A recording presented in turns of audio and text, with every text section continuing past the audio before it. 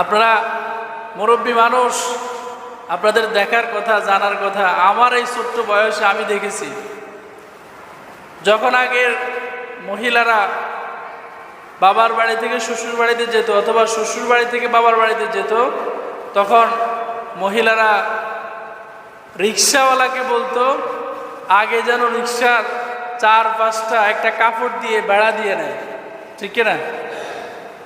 এরপরে ওই মা বোনরা ঘর থেকে বের হওয়ার আগে কালো বোরকা ঢিলা ডালা একেবারে গায়ে দেওয়ার আগে সে বলতো, আমি যেন এই বোরকা গায়ে দিলে আমাকে মনে হয় যেন 60-70 বছরের বুড়ি মহিলা, এরকম যেন মনে হয়।